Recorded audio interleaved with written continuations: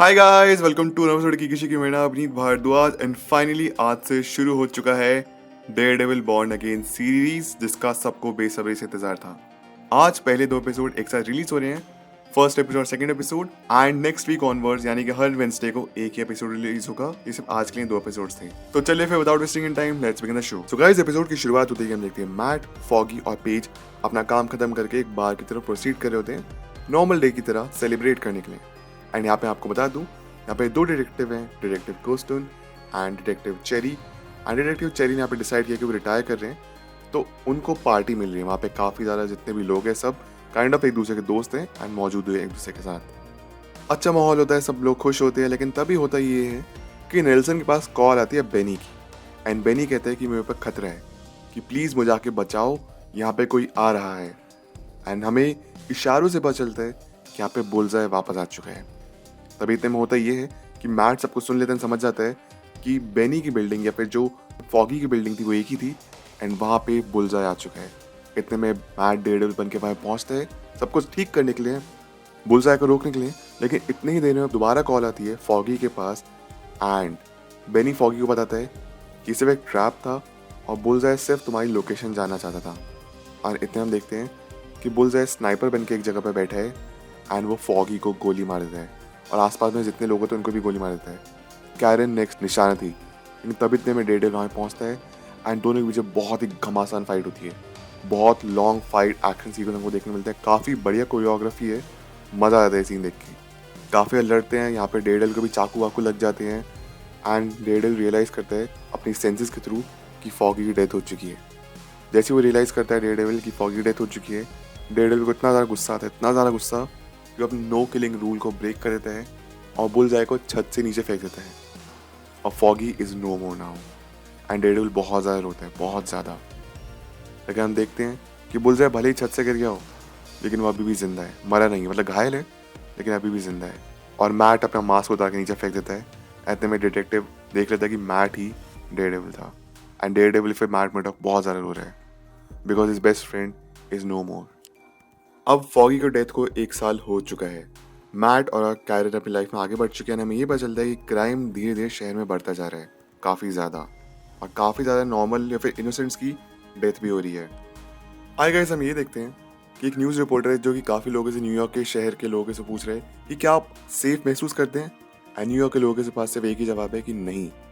Daredevil गए हुए एक अरसा, मतलब ऑलमोस्ट एक साल हो चुका है, एंड क्राइम धीरे धीरे बढ़ते जा रहे हैं। So the people of New York या फिर न्यूयॉर्कर्स सेफ फील नहीं करते। यहाँ पे इंडिकेट किया जा रहा है कि डेयरडेविल की कितनी ज़्यादा ज़रूरत है। ऑन दी अदर हैंड, हम ये देखते हैं कि विल्सन फिस्क का जितना भी कारोबार, जितना भी बिजनेस था, वो वेनेसा अकेले संभाल रही थी, क्योंकि विल्सन फिस्क गया हुआ था कहीं। एंड रेड हुक नाम के गैंग है जो कि टेक ओवर करेगा न्यूयॉर्क को, एंड मल्टीपल और गैंग्स भी हैं जिनको वेनेसा अकेले संभाल रही है। इतने में होता ये है कि विल्सन फिस्क आ जाता है एंड वेनेसा से प्रॉमिस करता है कि नो मैटर व्हाट, अब मैं कहीं नहीं जाने वाला। ऑल्सो मुझे 25,000 प्लस सिग्नेचर्स मिल चुकी हैं, may be for mayor election, जो कि कुछ दिन में या फिर कुछ दिनों में होने वाले हैं। हमें यहाँ पे ये भी इंडिकेट किया जाता है कि कैरन और मैट मर्डॉक की भी अब एक दूसरे बात नहीं होती है after death of foggy Nelson. आएगा समय देखते हैं कोर्ट रूम सीन है जहाँ पर डेयरडेविल या फिर मैट मर्डॉक पॉइंट डेक्स्टर या फिर बुलजाई के अगेंस्ट गवाही दे रहे हैं। एंड वो ये कह रहे हैं कि इसको कुछ भी सजा दीजिए, आप, मैं तो चाहता हूँ मैक्सिमम सजा दीजिए, लेकिन स्टिल मेरे दोस्त फॉगी नेल्सन वापस कभी नहीं आने वाला है। एंड कोर्ट में उसको ये सज़ा मिलती है उम्र कैद की, जो कि नॉन बेलेबल है, यानी कि उसको बेल नहीं मिलेगी। बट पॉइंट क्या है, फॉगी तो वापस आने नहीं वाला। कोर्ट सीन में कैरन भी यहाँ पे आई थी सिर्फ और सिर्फ फॉगी के लिए, और उसने कुछ गवाही नहीं दी। पता सुनने के बाद कैरन और मैट के बीच में बातचीत होती है, एंड हमें ये पता चलता है कि Karen actually San Francisco shift हो चुकी है क्योंकि फॉगी की डेथ के ऊपर वो अभी तक मूव ऑन नहीं कर पाई है। एंड मैट कहते हैं मैं तुमको बहुत कोशिश की तुमसे बातचीत करने की, बट तुम बात करती क्यों नहीं हो। वो ये कहती है कि बस मैं बिजी हो गई थी। ऑल्सो कैरन जाने से पहले डेयरडेविल के मास्क का जो टुकड़ा होता है, जो हॉर्न होता है, वो मैट को वापस देके जाती है, कहती है कि तुमको वापस आना चाहिए क्योंकि लोगों की तुम्हारी ज़रूरत है। लेकिन मैट मर्डॉक ये कहता है कि मैं डेयरडेविल से मूव ऑन कर चुका हूँ, अब मैं कभी डेयरडेविल में नहीं बनने वाला। इतने में हमको आगे ये पता चलता है कि विल्सन फिस्क अब यहाँ पे न्यूयॉर्क के इलेक्शंस के लिए या फिर न्यूयॉर्क के मेयर के इलेक्शंस के लिए अपनी कैंडिडेचर प्रोवाइड कर चुके हैं, एंड उसको काफ़ी ज़्यादा सपोर्ट भी मिल रहा है। आगे गाइस, हम ये देखते हैं कि मैट मर्डॉक अपनी लाइफ में काफ़ी ज़्यादा परेशान है, तो उसकी दोस्त डिटेक्टिव कोस्टन डिसाइड करती है कि मैट को डेट पे भेजना चाहिए एंड उसको मिलवाती है डॉक्टर हेदर से एंड दोनों डेट पे भी जाते हैं। मतलब वो डेट अनप्लान्ड थी बट वो डेट बन जाती है। मैट आगे जाके विल्सन फिस्क से मिलते हैं। दोनों डाइनर बैठते हैं, एक दूसरे बातचीत करते हैं। स्टार्टिंग में दूसरे की तारीफ भी करते हैं बिकॉज ये दोनों के बीच में हमेशा कोल्ड वॉर तो रहेगी। दोनों एक दूसरे के ऊपर ट्रस्ट नहीं करते। मैट कहते हैं कि तुमने अभी अगर फिर से कुछ अजीब हरकतें की तो हमेशा याद रखना कि मैं तुम्हारे लिए खड़ा हूँ। विल्सन फिस्क पूछता है ये जो धमकी आ रही है मेरी तरफ, ये मैट मर्डोक की तरफ से है या फिर डेयरडेविल की तरफ से? क्योंकि अगर डेयरडेविल आ रहा है तो वह लड़ाई होगी, फिजिकल फाइट।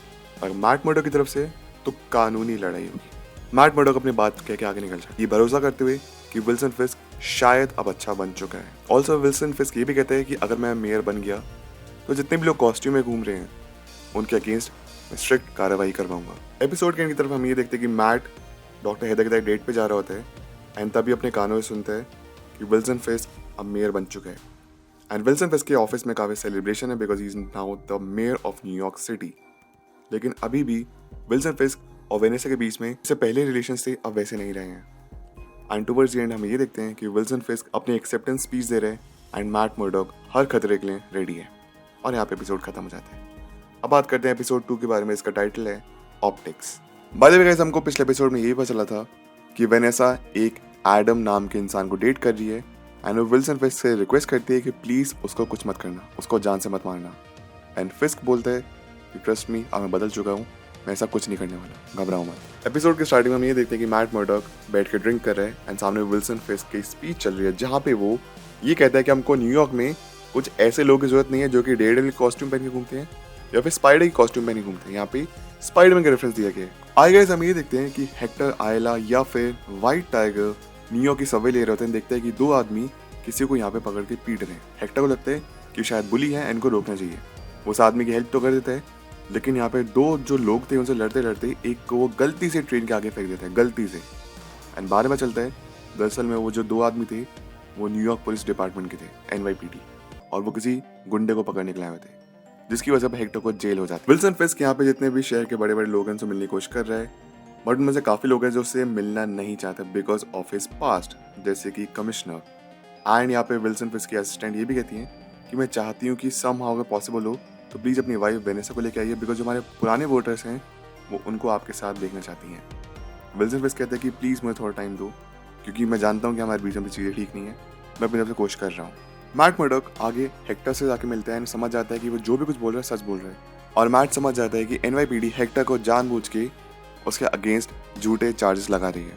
आगे गाइस हम ये देखते हैं कि विल्सन फिस्क अपने पॉलिटिकल टीम मेंबर्स के साथ बैठे गाड़ी में किसी मिलने के लिए जा रहा होता है लेकिन वहां पे उसको मिला ट्रैफिक जैम। तो फिस्क पूछते हैं कि यहाँ पे जैम क्यों लगा हुआ है एंड उसे पता चलता है कि दरअसल में आगे गड्ढा हुआ पड़ा है रोड पे। तो वो गाड़ी से उतरता है एंड यहाँ पे जितने भी वर्कर्स होते हैं वो कहते हैं कि यहाँ पे गड्ढा अब तक ठीक क्यों नहीं किया है। तो कहते हैं सर हम अप्रूवल का वेट कर रहे थे। विल्सन फिस्क कहते हैं समझ लो तुमको अप्रूवल मिल गया क्योंकि मैं ही मेयर हूँ। एंड सब लोग यहाँ पे तुरंत ही उस गड्ढे को भरने में लग जाते हैं जिसकी वजह से यार बहुत लोग उसकी वीडियोस बनाते हैं और सोशल मीडिया अपलोड करते हैं जो कि उसके कैंडिडेट के लिए काफी अच्छा रहता है एंड लोग अब विल्सन फिस्क को काफी पसंद कर रहे हैं। हेक्टर केस स्टार्ट होता है and Matt of course Hector के साथ है एंड हेक्टर के अगेंस्ट जो केस लड़ रहा है that is district attorney Hawkinberg जो कि शहर का काफी बड़ा लॉयर है।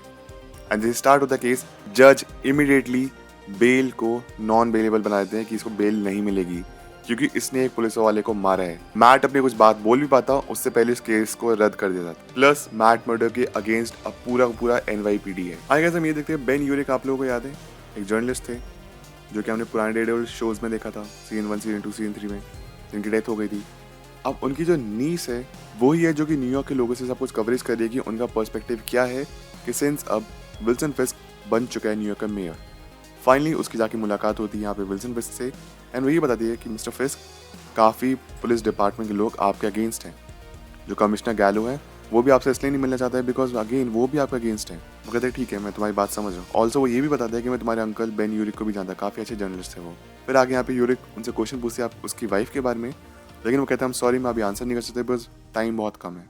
लेकिन असली बात तो ये थी टाइम भले ही था, विल्सन फिस्क अपनी वाइफ के बारे में बात नहीं करना चाहता। फिस्क जाके कमिश्नर से मिलता है, सोचता है कि चीजें ठीक हो जाएंगी लेकिन कमिश्नर उल्टा फिस्क को और भी उल्टा सुनाता है। कहते हैं कि मैं जानता हूँ कि तुम सिर्फ एक अच्छा बनने की कोशिश कर रही हो लेकिन मैं जानता हूँ तुम अंदर से कैसे हो, तुम एक मॉन्स्टर हो एंड कभी सोचना भी मत कि मैं तुम्हारा साथ दूंगा, मैं तुम्हारी नस नस से वाकिफ हूँ।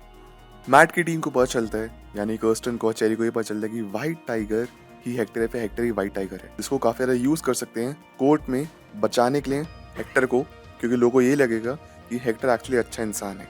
ऑल्सो कमिश्नर गैलो, जो कि रिटायर होकर वॉलंटरी रिटायरमेंट लेके जाना चाहते थे, विल्सन फिस्क को उनको धमकाता है, उनके बच्चे की फोटो दिखाता है एंड कहते हैं कि अगर तुम गए तो तुम्हारी जो भी पुलिस डिपार्टमेंट है उसको रेस भी नहीं मिलेगा, ओवर टाइम करने के जरा से भी पैसे नहीं मिलेंगे, एंड तुम मुझे जानते ही हो।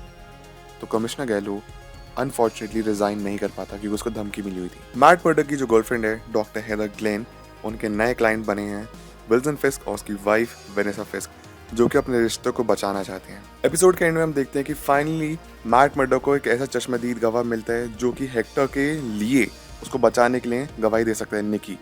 वो जैसे से घर पहुंचता है वो कहते हैं कि तुम यहाँ से भागो, पुलिस वाले तुम्हारे पीछे आ रहे तुमको मारने के लिए।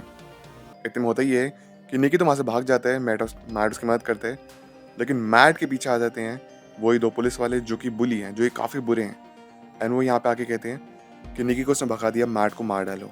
मैट कहता है कि प्लीज़ मुझे मत मारना वरना तुम्हारे लिए बहुत बुरा होगा, एंड वो दोनों पुलिस वाले सुनते नहीं हैं। वो मैट को बहुत ज़्यादा मारते पीटते हैं, एंड जैसे जान से मारने बोलते हैं, मैट कहता है भाड़ में जाए सब, उनको पकड़ के बहुत पीटता है। उसके अंदर का डेडल बाहर आता है और यहीं पे एपिसोड खत्म हो जाता है। तो गाइस ये थी आज की वीडियो, ये था आज का episode. I hope you enjoyed. आपको कैसा लगा आज का एपिसोड प्लीज मुझे अपने थॉट्स कमेंट्स में आके जरूर बताइए, एंड ये भी बताइए कि आने वाले एपिसोड्स के लिए आप कितने एक्साइटेड हैं, और इसी के साथ आपका फेवरेट मोमेंट कौन सा था आज के पूरे एपिसोड में से। अगर आप मेरे साथ इंस्टाग्राम में ट्विटर पर जुड़ना चाहते हैं, लिंक डिस्क्रिप्शन बॉक्स में है, नहीं तो मेरे यूजर नेम आप लोग अपनी स्क्रीन पे देख सकते होंगे। मिलता है आपसे अगली वीडियो। अपने ख्याल रखें, always remember you all are super heroes, life में अच्छा करिए। Thank you so much, take care, bye. You wanna be with